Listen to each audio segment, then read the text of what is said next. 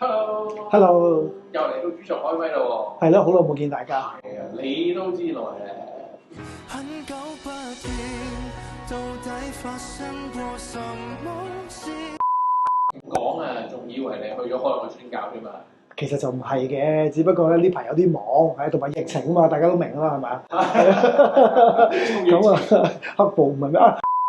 不過咧，今日咧，我哋訪問嘅嘉賓咧，就同宣教好有關係啊！我理解咧，佢係做緊宣教工作，不過佢咧就話佢自己做緊跨文化服侍。哦，係啊。咁但係先講佢做咩咧？咁你點識佢嘅咧？我哋以前咧有機會一齊做過嘢啦，咁啊，我認識佢嘅時候咧，又發覺呢位同工好特別，佢係一個好有創意、好多諗法嘅一個嘅傳道人嚟嘅。今日咧，佢哋會有一個嘅團隊咧，會嚟一齊同大家分享關於佢哋而家做緊嘅服侍係啲乜嘢咁樣咯。好，咁我哋嚟緊就同佢哋一齊主場開咪。Hello， 大家好，歡迎大家嚟到我哋主場開咪。今日好開心，我哋請到兩個嘉賓自己介紹下自己先啊。Hello， 大家好，我叫 Pauline， 我係參與跨文化事工嘅一位姊妹。我係阿 Lam， 係你都係參與跨文化事工。係冇錯。今日咧好開心請到阿 Pauline 同埋阿 Lam 嚟啦。咁我諗即係鏡頭面前嘅觀眾都唔識佢哋兩位啊。我想佢哋介紹下自己好嘛？即係你其實係做緊啲咩嘅啦？嗬，你哋做緊啲咩嘅？我係參與緊堂會服侍嘅，咁我係青少年嘅同工。咁同樣地咧，我都有另外一隻手咧做緊本地跨文化同埋宣教嘅工作。嗯。我就係畢業冇耐咁，但係我喺大學嘅時候都有接觸到一啲異文化嘅同學，咁所以我畢業之後都決定好想繼續參與喺一啲跨文化事工裏邊，咁所以選擇咗用一個社福嘅方式去到參與喺呢一樣嘢裏邊。嗯，聽到你話做緊跨文化事工啦，有冇話特別針對咩嘅民族群嘅跨文化事工咧？我哋做緊嘅我哋做緊嘅工作就理論上係服侍一啲多元文化同多元種族嘅社群嘅，咁但係而家接觸緊90%幾咧，都係巴基斯坦裔嘅即係鄰舍。哦，巴基斯坦裔嘅，咁點解會有咁嘅感動去做呢方面嘅服侍咧？其實就係大概6年前度啦，咁就有疫情，係同埋疫情啊嘛，大家都明啦，係咪啊？咁跟住就開始派口罩，咁派咗第一隻口罩之後咧，啲人就不停嚟揾你啦咁樣，咁佢哋有着數就揾鄉里，鄉里就揾鄉里，就再揾鄉里，咁就揾到而家咧，我哋服侍緊200個家庭咁上下。哇，200個人，即係6年內就接觸到好多個家庭咁樣啊！咁我又成日都聽喺教會聽人講咧，話做宣教咧，入邊係咪有好多唔同嘅規矩？好似話咧又要考核啊，又要考睇你心智清唔清晰啊，跟住要做宣教士又要過5關斬6將，要讀神學啦，跟住又要參加嗰啲好似差會咁嘅嘢咧，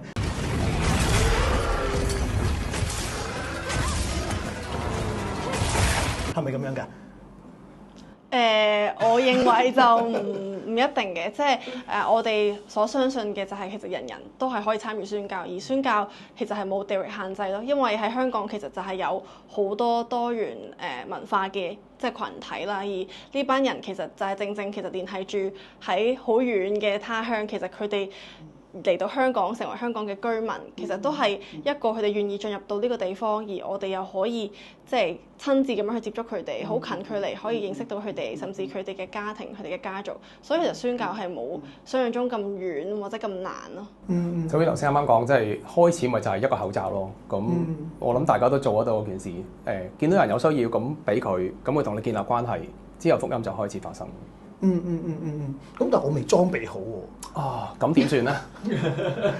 我又唔識畫，係啊，又唔知點做。有時見到人可能講錯嘢，係咪？即係我好似聽嗰啲機構都係做一啲即係文化體驗啊，咁俾你學習嗰啲嘢，要讀書要學呢啲嘢，學啲畫咁樣去 train 一啲人。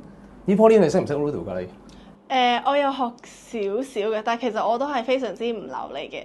即係對於我嚟講，其實想去認識已經係第一步啦。即係我認為當如果你真係想參與宣教嘅話，其實可以由身邊嘅人開始。即係因為其實咧好多喺香港嘅如果講巴基斯坦人啦，其實佢哋咧可能係土生土長嘅，佢哋係即係有香港身份證，甚至佢哋喺香港嘅即係年點講咧，即係嘅年份係再多過我哋即係嘅嗰個代 sorry，即係睇年紀啊，係咪啊？睇幾多歲嘅啫。我哋講緊嗰個咧係講緊即係譬如我自己已經係土生土長嘅香港人嘅咁滯啦，係咪？我阿爺阿嫲咧先至係第一代喺香港住，但係頭先講嘅咧，我哋好多對象喺香港留咗3、4代嘅已經，即係到佢哋已經係第3或者第4。佢哋先係真香港人我唔夠膽講。所以想講嘅就係其實佢哋係好多都識講廣東話或者英文都流利，所以其實冇話一定要學到佢哋嘅話先接觸到佢哋咯。即係比起宣教士要去到一個新嘅地方，要重新去學，然後重新去識嗰度話、嗰度嘅文化，然後再識到嗰度嘅人，建立信任。比起喺香港你識到一個同學嘅同事，其實係即係呢一度係容易得多，個門檻低好多。即係如果你話講裝備就譬如語言咁樣，頭先阿 Pauline 就講話語言其實唔係太大限制，個原因係大家都識廣東話。如果有即係尤其是後生嗰啲咧，你同佢講廣東話，佢如果話聽唔明咧，其實多數都呃你嘅啫。多數都唔想同你傾偈，係唔想同你傾偈啫咁樣。咁頭先我點解又問阿 Pauline 識唔識 Ludo 咧？咁樣個故仔就係好似我哋睇日劇咁樣，咁我哋想知佢係乜嘢，我自然就會走去讀日文。咁如果我哋想同 Ludo 係烏都語，係巴基斯坦嘅國語，即係佢哋大多數就即係好似我哋講普通話就係國語咁樣。咁佢哋當然有啲地方嘅即係鄉下話會講嘅。咁但係一般咧，如果你識到 Ludo 咧，就大部分人都溝通到啦咁樣。咁但係個講法就係其實如果你中意，你咪學咯，你會唔會自己走去鑽研多啲啊？又或者身邊有嗰啲朋友，你自然會識噶。但係咧，我係有少少 loss 喎，因為咧，我哋呢啲咧喺教會大眾嘅就係傳道人嚟嘅添，我哋有好多規矩噶嘛，即係宣教啲好神聖嘅嘢嚟噶嘛，你唔學好語言，你唔裝備好，你乜都冇就走出工場聽死咩？係嘛？即係呢啲唔得噶嘛，梗係一定要過五關斬六將啊，考個試啊，跟住又要各樣都精通晒，跟住仲要有人approve你，跟住有啲咩鐵三角、鐵四角嘅嘢先至可以。係啦，咁樣嘅喎，先出得去嘅喎，仲要按立咁樣係咯。如果譬如你睇翻工場上邊咧，即係嗰啲宣教同工最主要做咩咧？咁我哋去 visit 佢哋咧，佢哋講一樣好重要嘅工作咧，就係去飲茶食飯咁樣。咁當然你要識得同當地人去打交道咁樣。咁啊，去到嗰度生存都好困難啦，何況係能夠做到事工咁樣。咁但係我哋話喺香港有冇人去飲茶食飯好困難嘅咧？會唔會我哋識朋友好困難嘅咧？所以我就話，如果你話要按手祈禱先可以同人飲茶食飯，咁你個堂會實在太過正統啦咁樣。食飯之前都要祈禱，食飯之前都要祈禱嘅。係啱嘅。所以我就話，如果譬如你想參與本地跨文化工作，其實好似頭先 Pauline 講，你願意進入，你去認識咧，就已經係第一步。咁你話後邊所有嘅裝備揾同路人一齊啊，又或者有神學嘅裝備同訓練啊，就好似頭先講啦。你中意睇日劇，自然識到日文㗎啦。你如果中意打機，自然就不停打㗎啦。咁所以而家係講緊係到底我哋想唔想做，有幾願意做。咁我咁樣聽完，我又真係想問下，咁你哋而家呢6年啦，其實最近啲咩咧？又推動緊啲乜嘢咧？喺度即係。咁我簡單講下，阿 Lam 可以補充啦。咁我哋而家最主要就係即係好想去到接觸到社區，咁就係透過一個社福嘅策略，即係我哋譬如我哋都會做大部分人都會做嘅嘢，即係可能係會有啲婦女啊，會有啲小朋友啊，會有啲男人嘅活動。咁但係咧，我哋就唔係淨係 focus 喺個活動本身，而係我哋好想咧透過呢啲活動，我哋好想進入到佢哋嘅家庭，因為我哋知道咧佢哋嘅家庭咧係佢哋好重要嘅一個即係核心價值嚟嘅。咁所以我哋就係透過呢啲活動，我哋同佢哋建立到關係，我哋進入到佢哋嘅家庭去做到探訪，以至我哋真係同每一個家庭單位都可以建立到一個關係。咁而除咗我哋用家庭作為單位之外，我哋就係好想即係同唔同嘅堂會，即係成為一個服務嘅點啦，即係以至佢哋唔係淨係 connect to 服侍嘅同工本身咯，而係佢係 connect to 堂會，以至係堂會嘅弟兄姊妹。咁所以我哋都會同唔同嘅堂會或者係唔同嘅學校機構去合作，以至佢哋可以附近嘅即係嘅對象啦，佢哋都可以接觸到嗰度地區嘅嗰啲嘅堂會或者係機構，而我哋就可以成為一個即係好似一個中介咁樣，去到將佢哋 connect to 嗰度弟兄姊妹啊，去認識到嗰區嘅即係教會咁樣咯，係。所以頭先個講法咧，就係用社福嘅策略作為宣教。咁你話唔知有乜分別啊？或者即係講緊乜啦？平時我哋喺街度咧，咪有啲即係姨姨啊或者叔叔坐喺度嘅，跟住我哋就走去，喂，你有冇聽過乜乜乜的原則啊？咁樣你有冇聽過即係嗰啲唔同嘅英文歌叫咩啊？有冇聽過四大屬靈定律四個屬靈嘅定律咁樣，跟住又走去問人哋，如果今晚你又死咗，你又會上到天堂，有天使喺門口問你點解俾你入天堂，你會點答？即係可能會問呢啲嘢啦咁樣。咁但係個情況就係，如果我哋要即係一定用呢啲方法先能夠去打開到話呢字咧，呢個就太奇怪啦咁樣。咁如果譬如我哋如果識對象好簡單，就問你個小朋友點咯，你個生活點樣咯。咁所以其實仍然喺生活嘅層次，期待住咧同佢有少少生命嘅連結，以至到進入生命嘅話題。咁其實我哋完全做緊呢件事嘅。咁頭先 Pauline 講嘅就係我哋個即係方式咧，就唔單止停留喺個人嘅工作，係講緊群體同群體之間。咁所以我哋用嗰個所謂叫社福嘅策略嚟作為宣教咧，係講緊一間正常嘅社福嘅 NGO 會有嘅嘢，我哋都做。我哋會提供一啲語文嘅班啦，我哋會提供種族融合嘅機會啦，我哋會幫人揾工啦，我哋會即係去到屋企裏邊所謂嘅探訪，其實咪就係做 case work 咯咁樣。咁你話中間弟兄姊妹會點參與咧？咁樣我哋譬如搞共融嘅 party，就讓到即係對象嚟咧，因為佢哋免費食一餐，佢都開心，好中意你嘅。咁我就話我哋有啲本地嘅義工可唔可以參與啊？佢哋話梗係冇問題啦。咁樣嗰啲本地義工係咩人啊？咪全部就係教會弟兄姊妹咯。咁有一個補習嘅老師咧，就個個都大學畢業嘅，就唔使錢嘅補習。咁佢哋好開心，送啲小朋友去啦。咁我哋補習導師有邊啲咧？咪又係團契嗰啲大學生啊，教會弟兄姊妹，即係又係我哋嚟嘅咁樣。咁所以其實呢個就係一個宣教嘅策略。講緊我哋提供社會服務，真係提供社會服務嘅，亦都係有質素係好嘢嚟嘅。咁但係我哋亦都係做緊福音工作。我想補充少少，就係因為我哋知道，如果要同即係穆斯林群體啦，特別係需要一個好長期嘅一個事工關係嘅建立，所以我哋唔係想一次就即刻同佢硬 sell 福音，而係我哋好希望真係長時間建立到信任嘅。咁而我哋其中一個即係除咗同堂會合作，其實我哋係會同伊斯蘭教嗰邊嘅地區嘅領袖去合作，即係我哋都會進入到即係伊斯蘭教嘅祈禱室啦，我哋會同嗰度嘅教長即係握手，即係起碼俾佢知道我哋存在喺度係就係服侍緊你嗰班僆仔。或者我哋都會同即係唔同地區嘅可能係嗰度嘅巴基斯坦嘅士多店，咁佢哋會有唔同嘅即係巴基斯坦人都會喺嗰度買嘢食，咁其實嗰度就係佢哋聚集點咯。而我哋就會喺嗰個店裏邊咧，我哋會進行一啲活動嘅，譬如啲男士咧夜晚咧，其實會喺嗰個店入邊食飯，咁我哋就會趁嗰個食飯時間，我哋就會搞男士嘅中文班，咁就係用緊佢哋本身有嘅地方去做一啲佢哋都好需要有嘅活動，咁以至我哋係真係進入緊嗰個羣體，佢哋係越嚟越即係信任到我哋，佢哋係知道我哋係基督徒，但係仍然佢哋選擇讓我哋進入到佢嘅群體，即係呢個就係嗰個福音嘅開始咯。我哋相信。我覺得好神奇喎！即係頭先聽阿 Pauline 講就話嗰個，即係佢可以進入到去嗰啲伊斯蘭嘅廟裏邊去做，即係同啲教長傾偈，佢哋又唔抗拒咁得意嘅，點解可以做到咁嘅？主要係即係其實你要知道咧，穆斯林嘅祈禱室即係 Madrasa 啦，佢哋除咗祈禱之外咧，仲有好多社會功能。即係話咧，佢哋係可能係一晝湊緊200個小朋友去祈禱。咁嗰200個小朋友喺嗰個2個鐘頭嘅時段咧，其實就 relieve 咗喺社區裏邊嗰啲媽媽嘅工作噶嘛。一個巴基斯坦裔家庭而家平均有5個人屋企，即係佢最少有3個小朋友至到4個咁樣。咁所以Madrasa 本身都要諗點樣招生嘅。咁同埋佢有唔同嘅 Madrasa 咧，就算觀塘已經有2間比較出名啲嘅咧，佢哋都係唔同宗派嘅。咁佢哋就會即係中間都有一啲支持者咁樣。咁佢就要諗到底點樣能夠讓到即係佢哋嘅嗰啲信眾同佢哋繼續即係翻佢嘅 Madrasa 咁樣。咁所以其實諗真啲咧，就係我哋一班基督徒嘅參與咧，唔單止係講緊宗教對話嘅，而係參與喺社區嘅建設裏邊。即係話咧，點解對方要合作？呢個好問題嚟咯，即係冇需要同你合作噶嘛咁樣。咁但係如果我哋可以幫佢哋嘅，即係譬如小學生嘅女仔提供一個安全嘅空間，俾佢哋等祈禱嘅時間咧，佢哋有個地方可以即係唔使擔驚受怕啊，即係唔使驚俾人搞啊，可以安全咁樣休息嘅。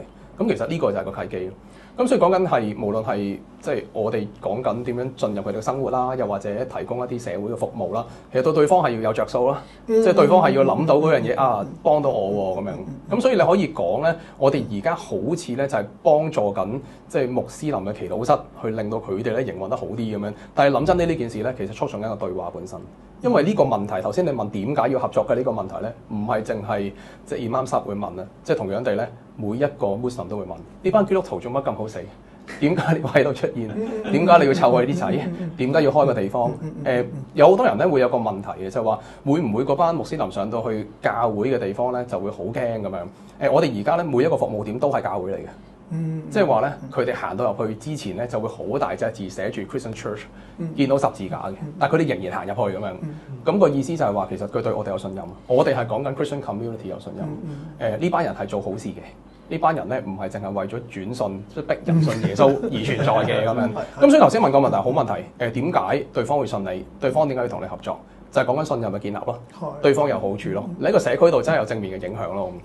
我想問多個問題咧，雖然咧未必係家庭觀眾好想問，但係我就自己就好想問啦，就係咧，究竟你點樣去平衡嗰個即係喺基督教裏邊嗰個立場咧，同埋頭先嗰個服侍，即係嗰個即係嗰樣嘢，你知啦，即係我哋咧即係基督教好多限制㗎嘛，係咁點樣可以喺嗰個嘅服侍裏邊平衡到呢樣嘢，而即係你又係傳道啦，係咪先？你亦都咁樣，咁會嗰個位係點樣樣嘅咧？即係我諗好多人好多弟兄姊妹都想知嘅，雖然我先話唔想知，應該係想知嘅。其實我諗嗰條線係在於。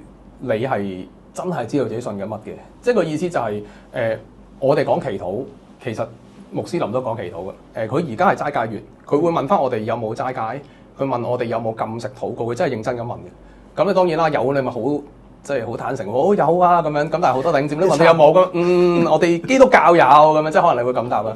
咁但係個講法係即係如果你知道自己所信嘅係邊個咧，我哋可以將啲符號去。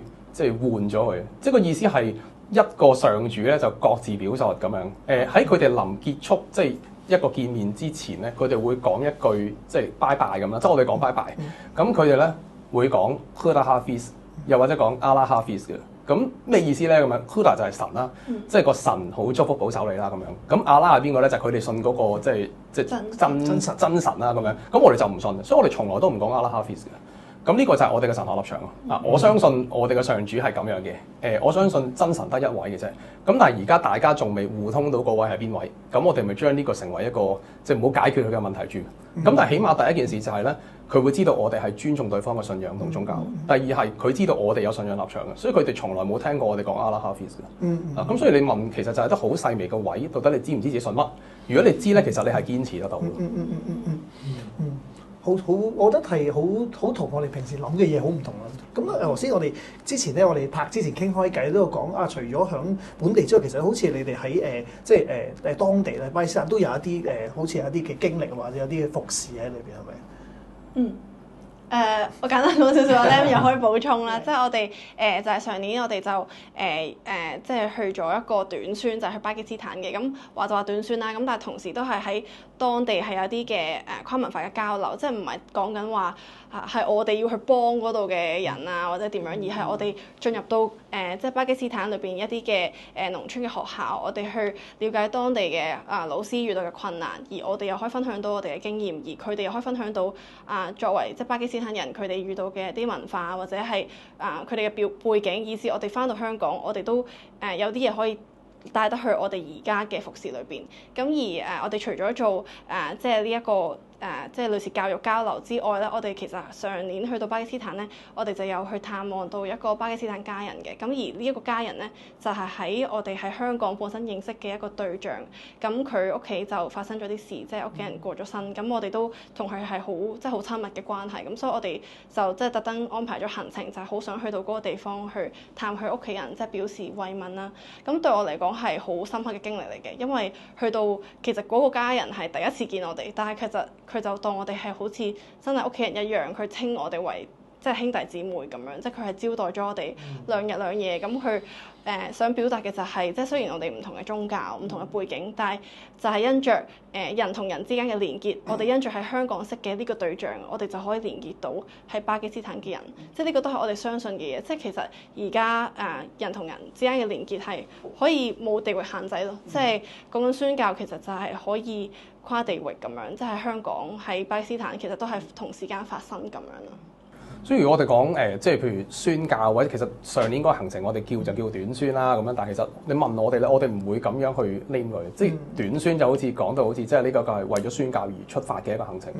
我哋會睇咧呢個係一個本地嘅福音工作嘅延伸，即係話咧去到當地同喺我哋香港做咧，基本上冇分別。頭先 Pauline 嗰個講法就係咧，嗰個家族根本就分隔兩地咯，又或者你唔講話分隔兩地，根本就同一個地方，7000公里之外嘅地方同喺香港可以係同一個地方。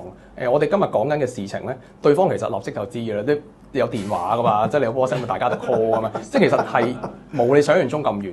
咁所以個意思就係如果我哋仲要夾硬揾地域去劃分福音工作，海外旅程咁就本地宣教，即係仲係要咁樣做咧，咁我覺得就都太 outdated 啦咁樣。所以都係其實根本就應該係同一件事啦，就應該係咪？今日咧喺訪問之前咧，阿 Lam 都有問我話啊，其實你想我講啲咩？即係佢調翻轉咧，即係我好少俾啲嘉賓空翻轉頭。你帶我啊！佢就話：喂，你想講啲咩？我都其實咧，我諗我哋冇乜想講啲咩，我哋好想有一啲好突破性嘅一啲嘅諗法。而嗰啲突破性諗法其實你再聽真啲，其實係好 make sense。其實根本就應該咁樣做，或者係我哋過去俾一啲框架限制咗我哋自己，所以我哋冇辦法咁樣諗啊，以為一定要係用嗰種方法先得啊。咁啊，去到最後啦，我都想問，我都想阿 Lam 或者阿 Pauline 都可以喺最後嘅時間咧，有冇啲咩好特別覺得一定要同我哋嘅家庭觀眾去分享下，即係覺得喺呢個服事上有冇啲咩好重要，好想同大家講幾句嘅説話咁樣咧？我想 call 翻一個我哋合作開嘅一個穆斯林同工，佢去分享嘅一句説話，即係佢成日都同我哋同其他穆斯林或者基督徒都去講嘅，就係佢話其實無論你係基督徒，你係穆斯林，我哋都係人咯，即係我哋人嘅本質就係我哋彼此去包容、去接納，而呢個我都相信係神嘅心意，即係講緊對人嗰個天國嘅想像就唔止係你傳福音信耶穌，而係我哋點樣看待人，點樣去對待每一個人，我哋願意去進入佢嘅社區，我哋唔再戴一個有色眼鏡去睇佢哋，即係呢個係我覺得就係福音嘅開始咁樣咯。對於我嚟講就即係奉勸各位家庭觀眾，即係福音冇大台，唔好浪費金錢賭錢落海，即係將佢擺喺適當嘅地方，包括你自己嘅時間。不過你哋咧自己做咗咁耐，做咗六七年咁耐，係咪先？咁你哋梗係有把握啦，好有經驗啦。但係對於我哋呢啲嚟講，即係我哋覺得哇，係咪咁容易㗎？都唔識嗰啲人，佢哋又唔係講我哋啲話啲樣啊，同我哋唔同咁樣。啊，你哋做嘅時候有冇又遇到啲困難咧？因為咧，我哋而家譬如成日面對住嗰啲嘢咧，就唔係一啲動人勵志小故事，跟住生命改變，即係唔係呢類。反而係頭先，即係我同 Pauline 都喺度傾緊。即係如果譬如你叫我哋掹呢啲片段出嚟，我哋會掹啲咩？我掹咗好多係被信任嘅片段。咁但係嗰啲被信任嘅片段咧，你聽落去你唔感覺到嗰啲好重要，但對於我哋嚟講好重要。個原因就係我哋係透過千千百萬個呢一類好被信任嘅片段，先能夠進入個社群。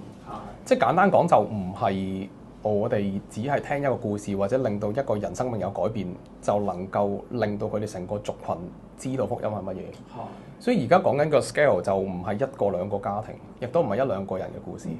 咁頭先講嗰啲recognition 喺邊度發生咧？就係在於嗰啲鄉里會走嚟，即係同我哋去講。佢哋知道我哋真誠地幫助佢，即係嗰個真誠幫助就係你用錢都買唔到嘅。所以而家我哋同其他即係區裏邊嘅 NGO 去即係比較嘅話咧，有啲人會覺得我哋係唔同，即係可能佢唔會講得出好多點唔同，但係佢會覺得如果有需要，佢會主動嚟揾你，又或者佢會優先諗起你哋先咯。咁我覺得呢一份信任本身就係我哋成個服侍嘅最重要嘅價值啦。咁樣，你話服侍開始嘅時候，可能我哋進入嘅時候都係諗住點樣令佢知道耶穌係邊個咁樣，跟住想咪帶佢嚟教會咁睇下嗰啲人同佢建立關係，即係都係嗰啲 model 嚟嘅。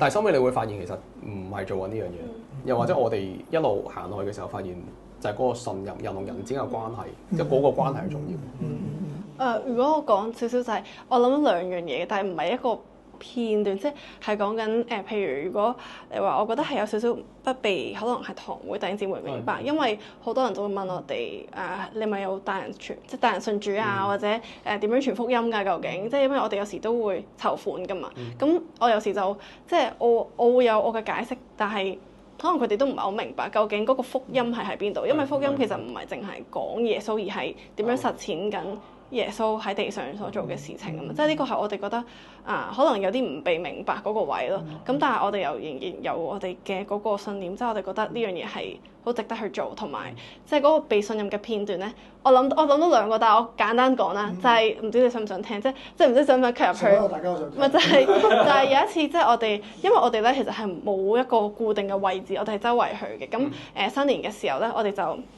喺一個巴基斯坦士多外面就擺咗個攤檔咁，即係擺咗個 booth 咁樣啦。咁就派利是俾啲對象，因為雖然佢哋唔慶祝我哋嘅新年，但係我哋仍然好想俾佢覺得即係我哋即係都係彼此融入文化。咁然後咧就嗰陣時我哋有宣傳唔同活動，咁有啲男士咧就喺後邊喺度討論，即係喺度問呢班係咪穆斯林嚟㗎？因為我哋係着住傳統嘅衫嘅，係啦。咁有另一個男人咧就知道我哋係基督徒，佢就話唔係啊，佢哋係基督徒嚟㗎，即係我哋聽得到佢講。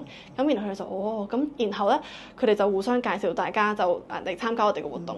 咁嗰刻我就會覺得佢哋喺背後係會有呢啲疑問嘅，但係仍然呢啲疑問背後佢哋選擇去到參與或者選擇去信任我哋，甚至俾我哋進入到佢嘅士多入邊，即係唔係淨係喺出邊啊，開始進入到士多入邊去搞活動，即係好似係一個慢慢嘅過程，係佢哋知道我哋係邊個，知道我哋信緊嘅神，但係佢仍然俾我哋參與咁樣咯。不過調翻轉，有時可能係嗰個壓力，可能係來自於我哋嗰種傳統，即係頭先即係我自己做福音戒毒嘅時候，好多時候都會俾教會啲弟兄姊妹問啊，或者長執啊去問話究竟你有幾多人會返我哋教會啊？咁樣你做咗咁耐啦，咁好難答㗎嘛呢啲問題。即係其實我哋點樣跑，即係究竟唔係跑數就係即係嗰個證明我做到嘢，定係我哋能夠喺唔同喺佢哋有需要嘅時候，我哋能夠陪住佢哋。去將耶穌基督嘅愛，即係透過我哋呢個微小嘅人去傳遞俾佢。不過呢個唔係就係服侍咩咁？所以我估有時嗰啲壓力係幾難讓人明白，即係喺個服侍裏面。但係神又好神奇咁樣喺嗰個經歷裏，反而俾安慰嘅係我哋服侍嗰啲對象。係咯，我諗喺即係後疫情嘅時代咧，同埋疫情啊嘛。我哋對信仰啦，對教會啦，我諗對宣教咧都會有一個新嘅眼光、新嘅視野啦。咁如果弟兄姊妹聽完今日呢個節目，覺得我哋都好想參加喎，咁可以點咧？首先咧，你可以 like 我哋 IG 嘅 page 平遊啦，走嚟揾我哋啦。咁呢個唔係一個機構嚟嘅，我哋係一班弟兄姊妹，咁有唔同嘅專業，我哋有老師啦，有傳道同工啦，有社工啦。我哋好想做到一件事咧，就喺香港裏邊開始到嘅福音工作，聯繫到當地。咁如果你話我完全冇經驗，亦都對於即係跨文化，對於所有嘢都唔認識咁樣，咁咪就 tasting 咯，就嚟試咯。試下學下畫啦，試下呢度嘅嘢食啦，試下同唔同各族嘅小朋友去傾偈啦，分享你嘅生活經驗啦。其實全部都係啲好微小嘅嘢。又或者你如果有手機用到 WhatsApp，你已經可以成為義工。我補充多少少啦，就係我認為即係其實係由一啲生活嘅小事開始，即係譬如當你入到巴基斯坦店，你可以去到嘗試去認識佢哋嘅人、佢哋嘅食物、佢哋嘅文化。咁例如就係眼前嘅呢盒椰棗啦，咁就係佢哋而家即係適逢佢哋嘅齋戒月，咁佢哋都會開齋嘅時候咧就會食棗嘅，佢哋一家人就會一齊食棗。咁我哋都即係為咗表示我哋去接納佢哋嘅文化，我哋都去周圍會去派棗俾呢啲嘅家庭嘅。咁我就認為即係大家其實都可以買棗食，而同時你哋可以去認識到即係商店裏邊嘅嗰啲巴基斯坦人咁樣咯。喂，快啲查嚟睇下。好啊。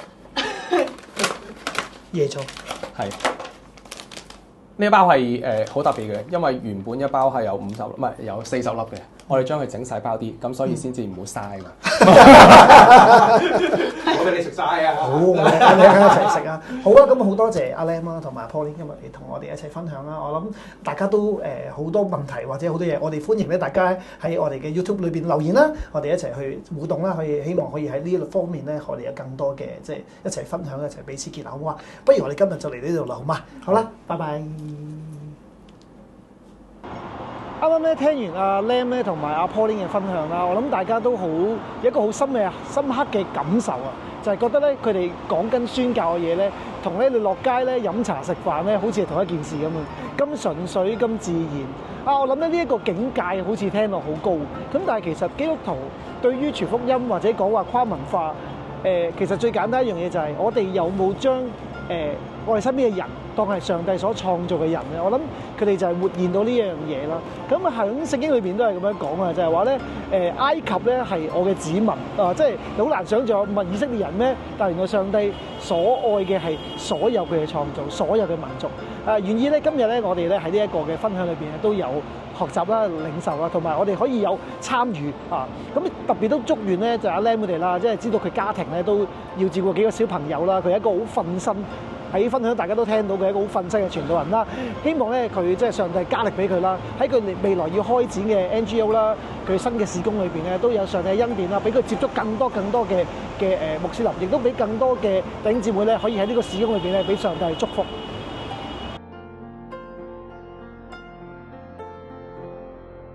錄得㗎，錄緊㗎，